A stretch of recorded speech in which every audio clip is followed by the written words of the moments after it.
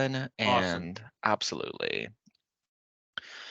So, yeah, I'll just go ahead and hop right in. This is motivational interviewing, and I want to tailor this presentation to success coaching specifically as much as possible. This is a widely used intervention technique that a lot of therapists use in their practice, but I definitely, through learning about this technique, could see how it would be useful in an advising setting. So, I guess I want to kind of figure out how many of you guys are familiar with motivational interviewing, have ever had a training over motivational interviewing? No one? Okay. No, I don't think so, Evan. I think Benita may Heard have of it, gotten a but never taste of it from Yeah, done it. Jennifer Lyons, right? just last week. Yeah. Yeah. Oh, So cool. this will be a little bit about like what she talked about, and I have her slides too, so I'm hoping that I'll expand on some things she may have not touched on. Teresa, were you saying something? No, I was just saying I haven't heard of it. So Okay. Yeah. So this is really just a way to talk to our students and elicit their ideas about change rather than like just going ahead and giving our advice or imposing our views or perspective onto the student. Um, like the slide says, it helps students feel heard and is particularly helpful with students who are struggling with something. So maybe they're thinking about exiting Lindenwood, or maybe they're thinking about dropping a class or changing their major and they're not sure if they want to do that, or any kind of issue that they're considering or a change that they're considering. Motivational interviewing is evidence based, has lots of research and evidence behind it, and there's lots of online resources. So if you want to dive in deeper to motivational interviewing after this training, I mean, certainly feel free to get onto YouTube, or you can reach out to me and I can share some additional resources as well. Um, so motivational interviewing is more of a conversation rather than an interview per se. So it's collaborative in nature, it's non-confrontational, and it's student-centered. And the first step of motivational interviewing is engaging. And this is a process of establishing a trusting and mutually respectful relationship with your student. Other words, building a rapport with your student. And these terms I have on the slide are some important aspects of building your rapport with your student. Um, so empathy is a way of being with the student, sitting with them in their discomfort and trying to put yourself into their shoes. Unconditional positive regards um, is where you give students positive affirmations and care for the student as a person with their own feelings and experiences. Collaboration, like I mentioned before, is a really important aspect of motivational interviewing. You want to avoid, you know, recreating unequal power dynamics where you're the expert and they're the one who needs to listen to you as the expert. You want to be more of a partner with your student in a motivational interviewing setting. Um, and with intentional language, you really want to avoid telling the student what to do, like I've mentioned. This is also known as like the writing reflex, trying to tell a student this is the right way to go about things. You want to avoid that, reflex I think a lot of us tend to have. Try to use reflection techniques rather than a list of questions as well. Like I said, it's not an interview, it's more of a discussion, a conversation. So if you just spout off a list of questions, that can be a little off-putting for the student, and they're kind of just they don't have to really do much. They're just sitting there answering questions versus trying to elicit their response and get them to engage in the conversation. And also avoid labeling the student. For example, we don't want to tell the student that they're like, at risk or anything like that. And then the last piece of this is being non-judgmental. This is another really, really important piece of motivational interviewing.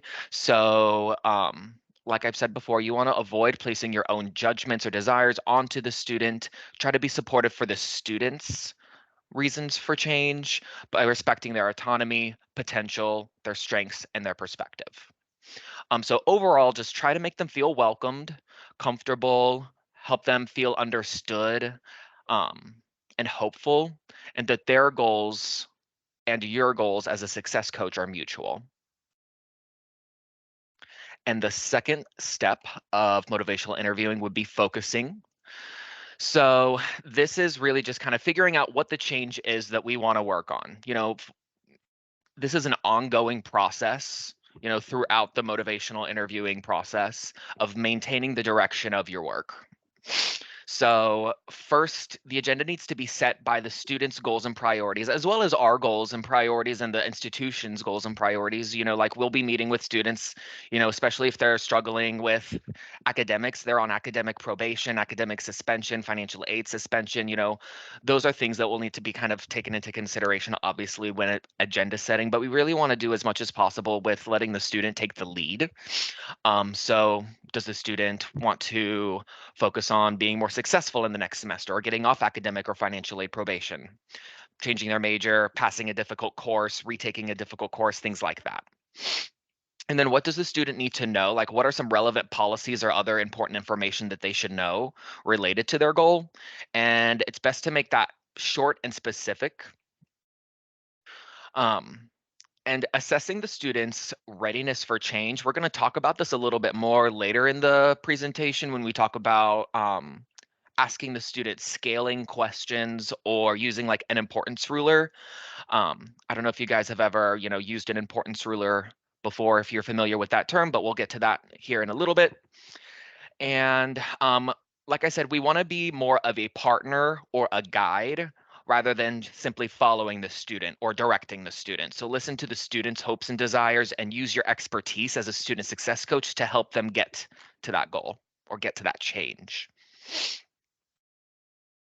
And the third step, which is the juicy part of motivational interviewing, is actually evoking. The goal of this step is to elicit change talk, so to speak, which is any kind of speech favoring in the movement toward change. So I listed some examples of change talk, which was also included in Jennifer Lyon's presentation. If a student says something like, I think I'd be happier if I did better in school, or I plan to study hard for the exam, I really want to go to class so I understand the material, I will, it would resolve a problem if. These are examples of change talk.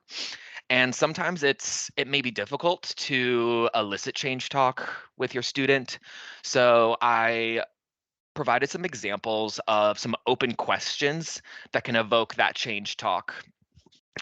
So asking questions like, why do you want to make this change? Or what are some benefits of changing that you see in your perspective? What are some options you see yourself having? What would be your first step?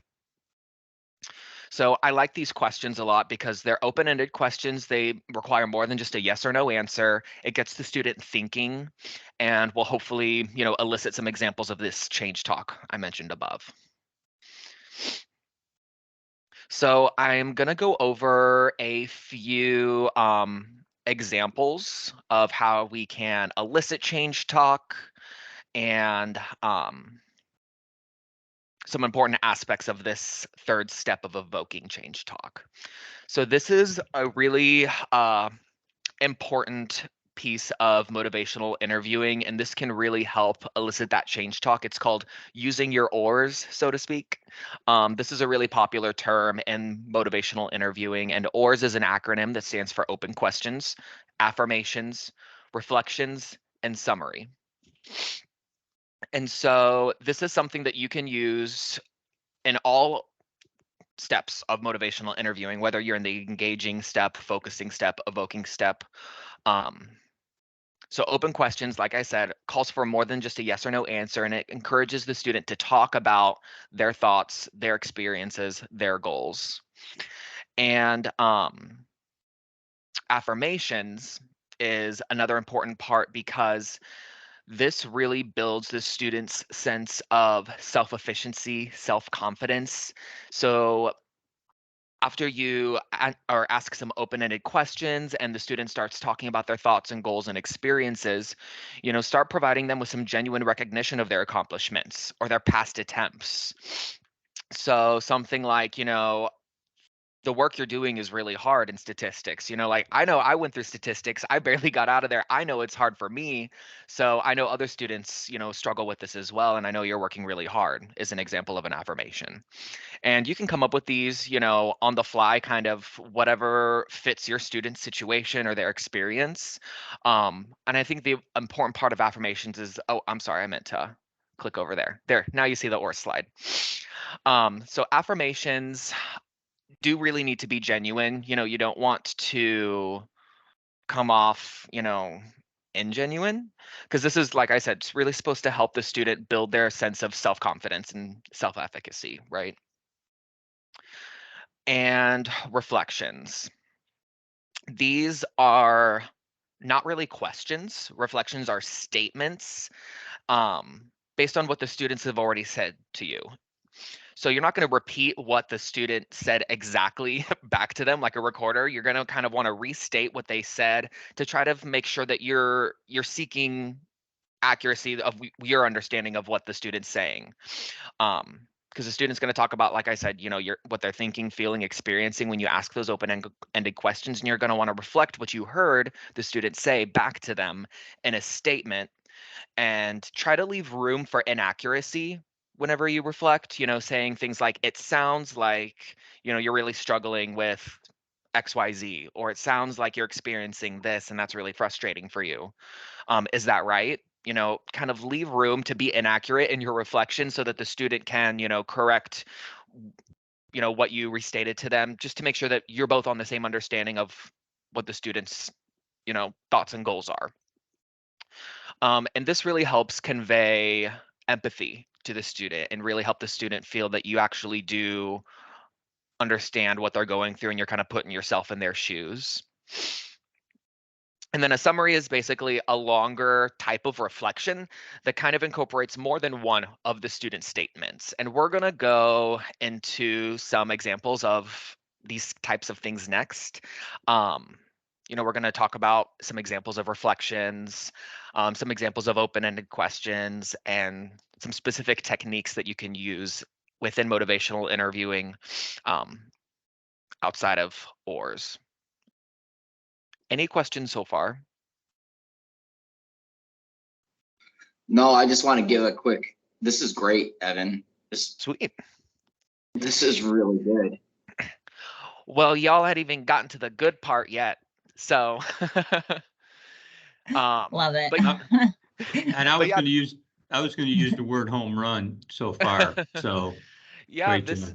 this is really like the kind of surface level important, basics of motivational interviewing. There's a lot more details that go into this, and especially, some specific types of reflections, types of open questions. There's so much more we can get into, but I want to try to like not make it feel like y'all are drinking water from a fire hose, right? So, um, at least give you guys enough information about motivational interviewing to feel comfortable maybe utilizing some of these techniques.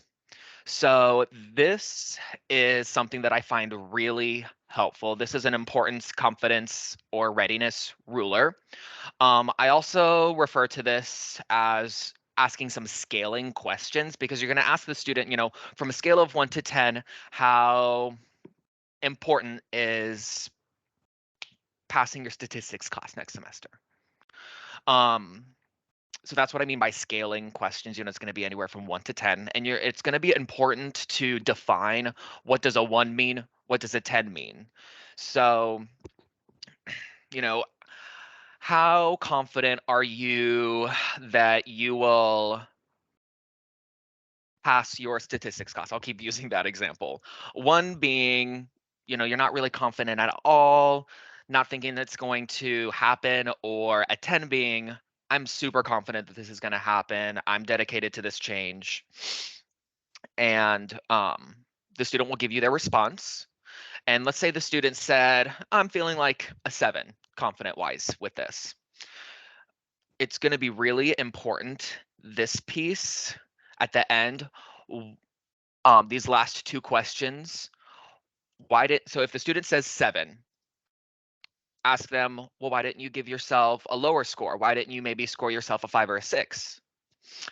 This is going to get the student thinking about, what strengths they have and why they think they're going to do well versus not doing very well. Um, and then after that, you'll want to ask, well, what would it take to raise that number to like maybe an 8 or 9 if they set a 7? That kind of gets them thinking about change talk, getting them thinking about, what will it take for them to kind of raise that readiness, confidence, or importance to a little bit higher of a number. So depending on what the student says, I always kind of do a plus or minus 2. So if they say 5, like, why didn't you say a 3 or a 4? And what will it take to get you to like maybe a 6 or a 7? Something like that. Because you want to make it realistic. If they say a 5, you don't want to be like, well, what's going to make it, what it'll take to get it to a 10? That's a little bit further out. You want to make it, close proximity to whatever score that they gave themselves. And this is kind of when these questions are laid out like this, what change are you considering? How important is it to you to change? How confident are you that you'll make this change? And how committed are you to changing? You can think of that as like a sequential thing. So if a student doesn't think change is important, it's kind of irrelevant to think about, ask them, how confident are you about change, or how committed are you to change if the change isn't even important to them? So you may want to start, with the important question before going into confidence and committed, and kind of you might start picking up just on the discussion and your interaction with that student, whether it's important to them or whether they're confident and whether they're committed, and you can kind of meet the student where they are, so to speak. And you may not have to ask how important is it to you based on your interaction with that student. So just kind of think about, try to notice where the student is. If they know it's important, then maybe ask them, how confident are you that that change is going to happen? And if they're pretty confident, go ahead and ask them, well, how committed are you to changing on a scale of 1 to 10? 1 being you're not really committed, 10 being you're super committed and dedicated. So that's kind of why I have those questions in that order from top to bottom, is it's kind of like a sequential order of how you'll want to ask those questions. Does that make sense? So yeah, I really like using this scaling question during motivational interviewing, and this is part of that open question, part of the ORS. And a really useful reflection technique that I like to use during the reflection piece of ORS is this double-sided reflection. And there's various types of reflections that you can use. You don't have double-sided reflection is not the only one. You can do like just a single-sided reflection. So say the student's talking about, they're really frustrated about their statistics class, they worked really hard, you can just reflect on that piece of it. It sounds like you're really frustrated about having to take statistics because, you worked really hard to complete the course and you wonder if it's worth taking again, and just sitting there with that statement. And it's important to allow yourself to sit in some silence with the student, which can sometimes be a little uncomfortable with us. So after you give this reflection to the student, just kind of like take a couple seconds, take a couple moments for the student to let that sink in and like really think about it. Because that's where the student's kind of like doing the work inside their head, like thinking about what you said. But this double-sided reflection is, say they've, said a few things, including, their current frustrations, or, this example would be like what we call sustain talk, the opposite of change talk. And maybe the student's already like, elicited some change talk to you, and that's where you can use the double-sided reflection. So it sounds like you're really frustrated about having to retake statistics because you worked really hard to complete the course and you wonder if it's worth taking again. And at the same time, and this is where the change talk is, you would reflect that change talk. You also really want to finish this program so you can become an accountant, and you may do better in this course the second time around because now you know what to expect. And make sure these statements are things that the student has said, not something that you're coming up with on your own. And it's important to use the "and" word here before you go to the second piece of this double-sided reflection instead of the word "but," because "but" sort of connotates like has like a negative connotation. I think and really emphasizes both of these things are true at the same time and they're both valid. So I that's part of that intentional language piece as well. So that's why I say and at the same time instead of yeah, you're struggling, but at the same time, you also really want to finish it. I think it validates both of those experiences and feelings. Yeah, James. So there's a lot here. And Mhm. if you're kind of new at this process, would you not see yourself making notes? Because to what you just said, you want to bring back what they're saying. So you may need to, I mean, this is a process. You may see yourself Mhm. making some notes along the way Mhm. because, again, you want to be as accurate as you can when you bring back something that they've already previously, spent some time on. Absolutely. Yeah. If it's useful, certainly feel free to like, jot down some things that the students said so that you can remember like later, okay, that's something that I can, reflect back to them later on in our discussion so that you know that you're accurate. And also like, that and I was careful in this example to also, like I mentioned before, leave room for inaccuracies. So that's why I said at the beginning, it sounds like XYZ. And at the end, you can say, does that sound right? Does that sound accurate? Do you think I'm on, the same page? Just to make sure that you make sure you understand and the student can correct you if you're not, on the same page. And try to be concise as possible with these reflections as well. Try not to like drone on and on and on with a reflection that lasts, like 60 seconds or something, try to make it as concise as possible. Um, and again, leave room for space, or leave space for silence at the end to allow the student to kind of think about that reflection and really reflect internally about what you've said.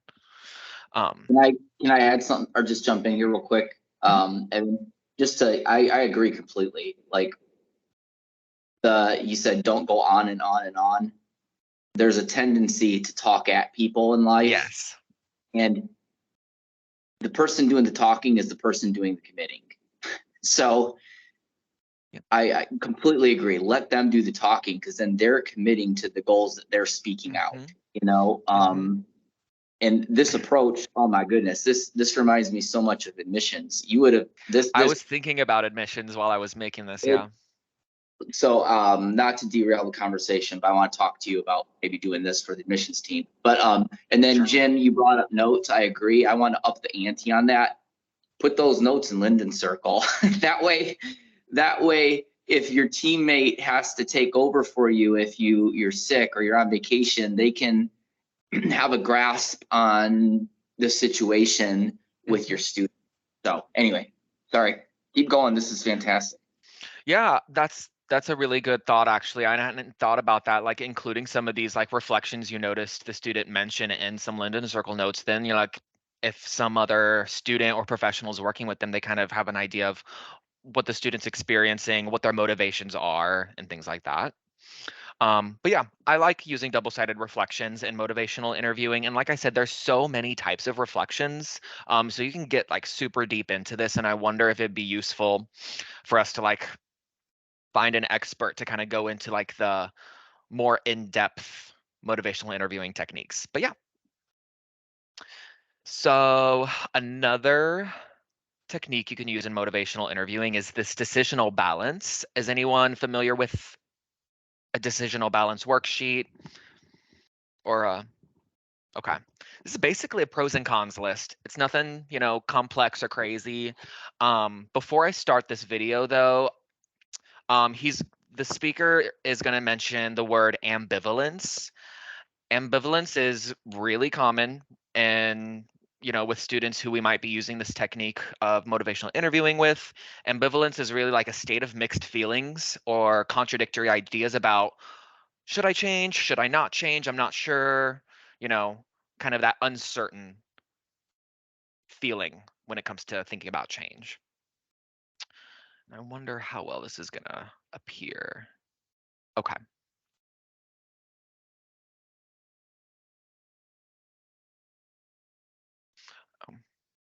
really quick. So before I go on with the video, he's going to use some more like clinical therapy examples for this decisional balance sheet. One of the examples I thought was useful for us to maybe consider is like maybe if a student's thinking about exiting the university.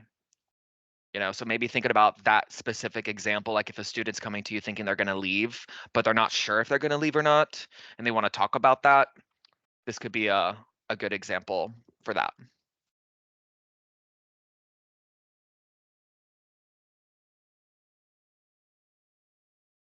I'm not getting any volume. Is anyone else? No one can hear it? I am. No, I can hear it. Oh, must not just. Okay, sorry. Keep going. I'm on my phone, guys. There's no. Yeah. That's Nate. Let me see if I'm gonna pull it up Yeah, I can and hear it. let me pull it up a different way and see if that helps. Because I've also got it pulled up on the YouTube's website. On the YouTube, I sound like I'm an 80-year-old now.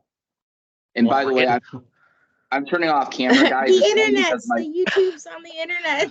Okay. my phone's overheating. Okay. We're gonna go over to the YouTube and watch a video. All my kids love. Damn YouTube. All right. Oh, man. Hopefully this works better and you'll be able to see it better too, as well as hear it. So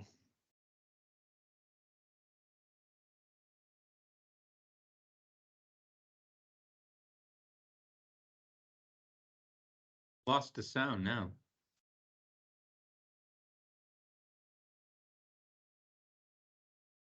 Yeah, I don't have the sound now, Evan. I had I it never the had the first time. sound. you have the sound? No, Never I had don't now. I had it the Huh. first time. Yeah, I had it, Evan. I had it the first time, but I do not have it now that we're on the YouTubes. Okay, let's switch it back to the PowerPoint, I guess. Sorry, guys.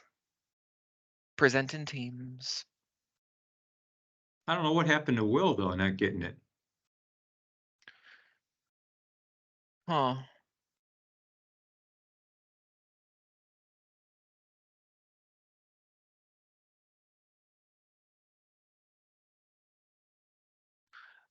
Will, are you hearing anything yet? No, That's not at all. so odd. Yeah, 'cause I can.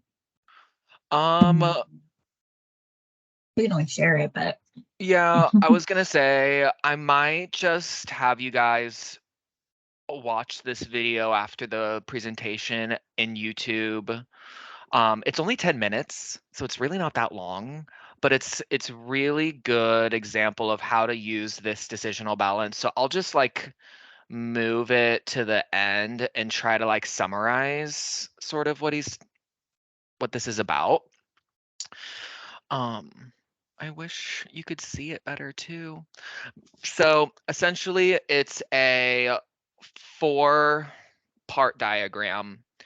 And this is a way to kind of ask pro and con questions about whether to change or whether to not change. But it's very strategic, the order in which they ask these questions. And it's very intentional, the order they ask the questions. So the first question you'll want to ask is one that you may not think is one you'd want to ask in the first place is, what are some good things about changing? So what are the advantages of the status quo?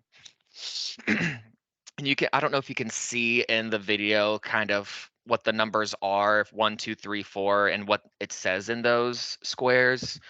But for the example of someone who is thinking about exiting the university, discontinuing their program of study altogether, you may want to ask them like, okay, so what are the advantages of exiting Lindenwood and stopping your program of study? And kind of starting that off. And that's a good way of making sure to not, get the students super like defensive right away. You want to ask some of those things and start, figuring out where their thoughts are. And then after that, you'll want to ask, okay, so what are the downsides maybe of leaving the university and not continuing this program of study? What are the downsides of that? And then you'd want to ask them, okay, so maybe what are the downsides of staying at Lindenwood and continuing your program of study, and listen to what they have to say about that.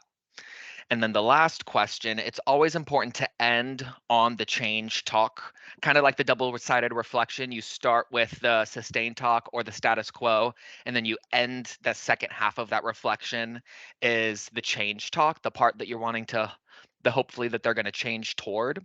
Same thing with this decisional balance. The last question you'll ask is, okay, what are the changes of staying at Lindenwood? What are the pros of staying at Lindenwood?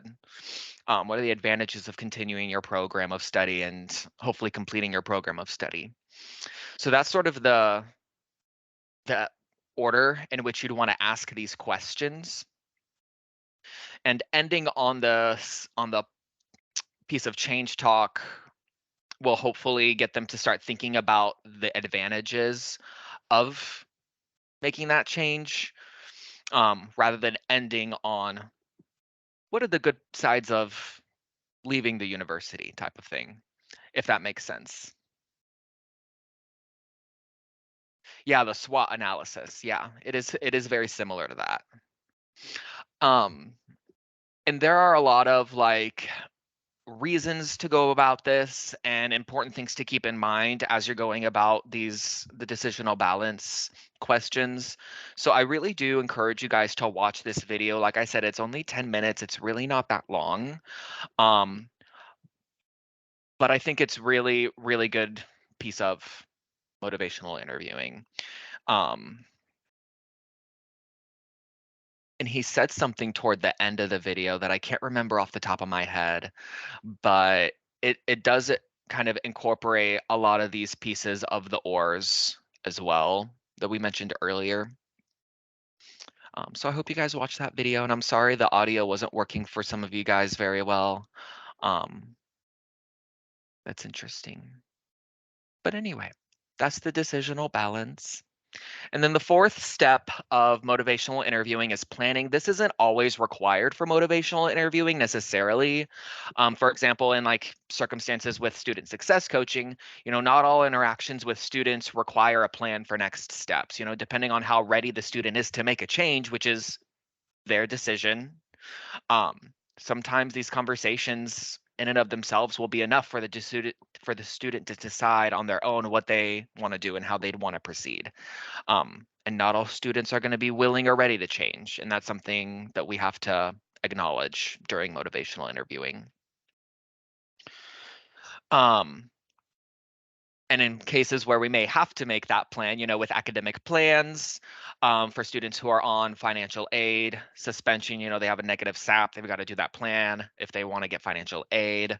We'll want to make sure that this is a collaborative effort. We're not going to want to impose our own ideas again on the student. This is going to be the student's opportunity to explore what specific actions they're willing to put into place to accomplish their desired goals. And like I mentioned before, it's our job as the guide or their partner to make sure that that plan is adequate for them to achieve that goal. And I included this toward like the end of making this presentation. I think it's important to make sure these goals are SMART goals. I'm sure we've all heard about what a SMART goal is: specific, measurable, attainable, relevant, and time-oriented. To make sure that, whatever the goal is, we can determine down the road whether that goal has been met or not, because it's specific, measurable, time-oriented, attainable, relevant, all that stuff. Does that kind of make sense? And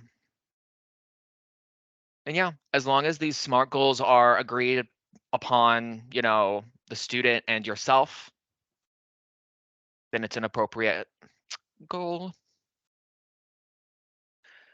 So how are we feeling? Is there anything you guys are curious about? You're still wondering? Anything you're concerned about when it comes to motivational interviewing? I know it takes like a lot of practice to do this, for sure. I've learned I know when I first started doing this a while back, long time ago when I first started with higher ed. It was really hard to kind of talk to students, I guess, on the phone, and dive in a little bit deeper with them. So to this day, it can still happen. So I think this is just such a great reminder for like just learning more about this, Yeah. what you've kind of added, Evan. So I just know it takes a lot of practice. It So does. It does take a lot of practice. I remember whenever I was learning this technique a little bit more, we had to do some like role playing and things like that, which is something I kind of was curious about doing with you folks, but I didn't know how much time we'd have. And I wanted to try to like make it more structured, I didn't get around to organizing that. So I'm sure you guys are really bummed that you aren't going to get to role play today. Darn. But if this is something, Evan, we can take this to 11 o'clock, my friend. So let's oh get this yeah. role playing going. Yeah. Well, how about if y'all want to role play some motivational interviewing, I'd be happy to play the role as the interviewer or the student anytime, one-on-one, if you guys would like to do that. Or like I said, I'm down to do another training and doing something like maybe more in-depth and more interactive with you guys if it's striking a chord with anyone. Um, there's also a lot of online resources and things that can kind of help us practice these skills. When it comes to the decisional balance sheet that we had that janky video about, there are diagrams on the internet. So if you like just Google decisional balance sheet, you can print those off, or you can just draw like a little square diagram and use that as a guide whenever you're working with a student, either over the phone, in person, over video. And I find it useful writing it down. Like we were talking about taking notes earlier, especially during that decisional balance sheet, for each of those quadrants or whatever. Whenever they're talking about what's good about not changing, writing that down. What's not so good about not changing? And then that way, kind of like what Jim was saying before, I can refer to that whenever I want to, summarize what the student was explaining or discussing with me, or if I want to do a double-sided reflection. And it certainly does take practice. It can be uncomfortable at first and feel awkward, especially like I feel like we get so used to, in our advising role, kind of giving advice or doing that prescriptive advising, versus kind of letting the student sort of take the lead and sitting in that sometimes uncomfortable silence after reflecting back what a student says and kind of listening to what their thoughts are. It isn't always, I don't know what the word I'm trying to think of is, but it doesn't come by necessarily easily, or naturally for a lot of us. But I think it is important, because if a student's um, motivation to do something is something other than what we have in our own minds, then we're going to have a hard time, motivating a student. We got to figure out what the student's desires are, what the student's goals are, what's going on in the student's head to help them figure out what their goals are and what their motivations are. If we put our own, motivations onto the student, it's not going to be very effective. So it's really important to kind of listen to what the student's saying and go off of that versus our own, And ideas of what should motivate them. And Evan, if I can interject too, Mm-hmm. in many cases, students have been told, you need to do this, meaning a parent. You need to get into this profession. You can make money doing, and so the student doesn't always understand how I got here. Mm-hmm. And so I think that's very complex sometimes. What do you want to do is the question, not Yep. what necessarily you were told to do or what somebody else thinks you should do. What is it that you think you want to do? And when you start exploring that, I think that's maybe it's going to also make change with the student. Mm-hmm. Yeah, I was thinking we do have to give advice, sometimes, because Yeah. sometimes student wants and needs are two different things. Mhm. Like if your student, they're like, well, I think I'm just going to sell all my stuff and live by a van on the river. In our heads, we might know that's not a good idea, but Evans, you said like kind of going back to what you said just a minute ago, you can't offer a solution if you don't know what the problems are. It's like giving medicine without knowing what the symptoms are or how somebody's feeling. And when you were talking, it reminded me of that classic, I'm probably going to botch her name. Her name is like Brene Brown. She does the Yep. empathy video. Oh yeah. And your advice means nothing if the student or anybody doesn't feel listened to. So I love this. This is a very relational approach as opposed to a transactional approach. Absolutely. And like empathy is part of that engaging piece, and you're not going to be able to focus on a specific change goal or evoke any elicit any change talk if you haven't engaged the student. If the student doesn't feel comfortable, welcomed, empathized with, if they feel like you're judging them, you're not going to get to those other last three steps. It's really important to establish that rapport with them from the get-go to make sure that they're comfortable with you, they trust you, and that you're not going to be judging them, and you do kind of get their experience, you put yourself in their shoes. That's going to make the rest of the motivational interviewing possible and a lot easier to do if the student feels like you're a partner with them. And going back to what you said, we do have to give advice to students sometimes, which is part of that guiding and partnership part. That there was a video I watched that kind of gave an analogy of like a tour guide. If you go to like a foreign country and you hire a tour guide, you don't want them to just follow you around and not give you any advice, but you also don't want them to be like, you have to do this and you have to do that and you have to go here and there. Like, you want to be a partner with that person. You want to listen to what they want to do, what their ideas are, and use your expertise as that academic tour guide, so to speak, to help them along with those goals and make sure they understand relevant policies, other relevant pertinent information. Yes, Will. Um, for, okay, so like the student, I'm trying to, okay, so when a student feels judged, is that if a student comes to a meeting or they begin the conversation and they're already like on edge, um, how do you not derail that, but kind of how do you diffuse that? Because now everyone feels judged for something. And I just think sometimes that word is thrown around like Skittles, like, just everybody feels judged because, you know, because of it's to me, sometimes it's kind of like subjective. Like they approach you, they ask for advice, and then you start to give the advice, but they already have this preconceived notion that they're going to be judged anyway.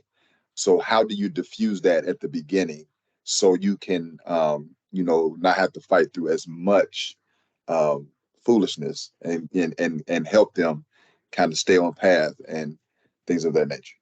That's a great question. You definitely want to attend to that right away if you can. If you're picking up that there's any discord going on, they're feeling judged or they're not, feeling welcomed or whatever the situation is, empathize with them.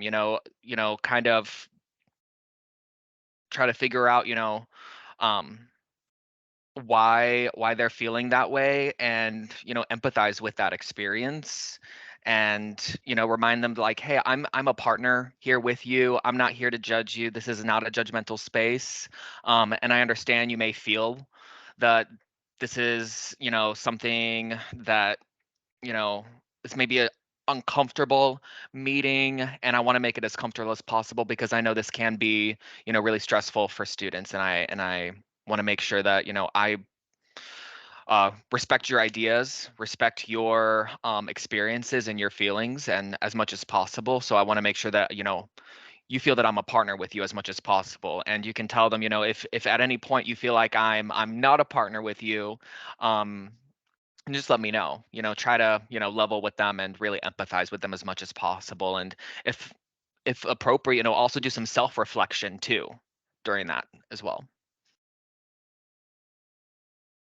How can I make a student feel more welcome, not judged, and start there. But it's definitely important at any point during the motivational interviewing process is if you're picking up any like discord or what's another word? Tension. Go ahead and address that as well as you can right away. Thank you.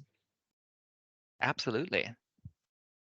I think also to your question, Will, I think it's important to kind of try to make the person feel comfortable at the beginning. Hmm. Maybe not jump into what the issue is right now that they're facing, but maybe talk about, so how was your weekend? How are things going outside of school before you get into the actual problem that's going on? And then once you get to the point where you're discussing the issue, um, you can use active listening techniques, which are similar to the double-sided reflections, where you're actively listening to what the student is saying and then sharing what you heard back with them. Um, and just saying, is this still correct? This is what I understand that you're experiencing or feeling right now. And then you work through, your scaling questions or like your SMART goals. What did we discuss the last time you were here? And if you can. Um, and there are so many techniques that are going through my head right now, because this reminds me of appreciative advising, Oh, and then of course yes. your active listening, um, and then the business models as well. So you can use a lot of different techniques from different sources or different fields of study to Mhm. help you work with your students.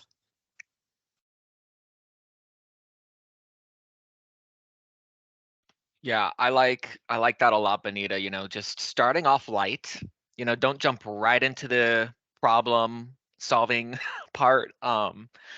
Just kind of establish that rapport and make them feel comfortable by just kind of like having some small talk, talking to them about, other things outside of what's been going on. Um, just try to build that rapport and make sure that they feel comfortable first and foremost before you get into the other stuff, because that's step one for sure.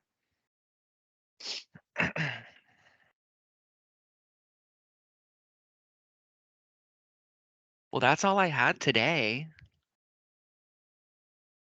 Thank you guys for asking so Thanks, many great Evan. questions and getting involved. And yeah, you're absolutely welcome. I had a good time.